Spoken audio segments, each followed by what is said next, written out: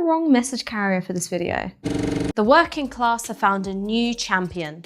It's the Conservative Party. Ooh, you suck! Despite having overseen decades of anti-trade union legislation, deindustrialisation and attacks on the social safety net, the Conservative government and their supporters in the media have managed to present themselves as the real political home of the English working class. The Conservative Party is now the party of the working person, the working class. Why do you think the modern left loathes the working class? The liberal British left have actually come to openly despise working people. The Labour Party in recent years has increasingly become a party of social activists, student radicals, middle-class liberals. Labour no longer represents the British white working class because it doesn't want to. They stab the working classes in the back. Labour is now an anti-working class party. It's the Conservatives who are the real party of Labour. We are the Workers' Party.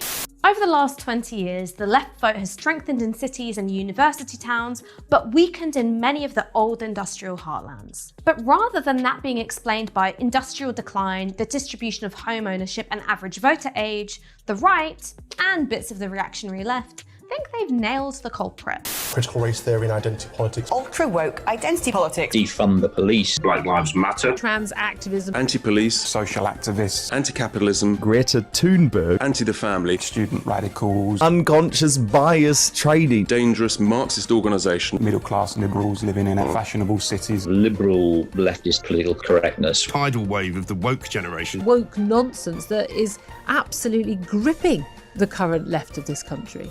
The idea is that we've all become obsessed with identity issues and ignore class. Particularly, we ignore the white working class. The same politicians who voted for cuts to schools funding and against free school meals now highlight the educational underachievement of white British children from deprived households as evidence that A, institutional racism ain't all it cracked up to be, and B, even talking about racism has actively held back white kids from poor backgrounds. The plight of white working class boys still seems to be an unfashionable one, but these young men have some of the worst life chances of any group anywhere in our country. White working class boys massively underperform at every stage of the education system. Ideas like toxic masculinity, white privilege, they are, I would suggest, incredibly unhelpful terms. And the last thing I think these kids really need is another reason to feel bad about who they are.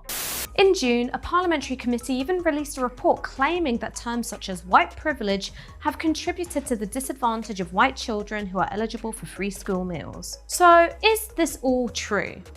Well, the answer is a bit of yes and a bit of that's bullshit. It's true that white British children eligible for free school meals make up the largest disadvantaged group. But that's also because we live in a white majority country. 14% of white British children are eligible for free school meals.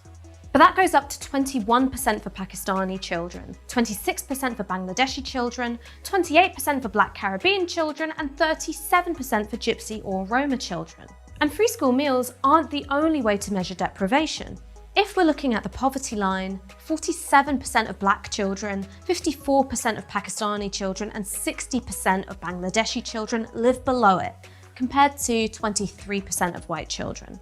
So while most poor children in the UK are white British, a child is more likely to live in poverty if they're from a number of ethnic minority backgrounds. And yes, it's true that white British children eligible for free school meals are slightly less likely to get passing grades than some other ethnic groups who are also on free school meals. But when you broaden outside of free school meals, Pakistani, Bangladeshi, and Black Caribbean students of all genders and Black African boys are less likely to meet the government's GCSE benchmark than their white British peers. Now, this isn't about playing Oppression Olympics or even saying that class is secondary to race. It's saying that it doesn't make sense to pit deprived children against each other to compete for resources when across every single ethnic group, kids who are eligible for free school meals do worse than children from wealthier backgrounds. So, white working class children aren't disadvantaged by their race, they're disadvantaged by the same economic inequalities that hold back working class kids from ethnic minority backgrounds.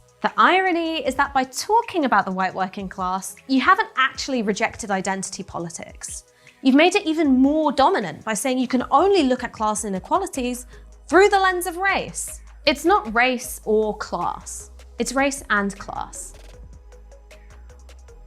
On working class men, Mr. Johnson, you said they're likely to be drunk, criminal, aimless, feckless and hopeless, and perhaps claiming to suffer from low self-esteem brought on by unemployment. On single mothers, they're uppity, which is a word with its own issues, and irresponsible. And on their children, they're ill-raised, ignorant, aggressive and illegitimate. You've dismissed quite a chunk of the electorate there, Prime Minister, haven't you?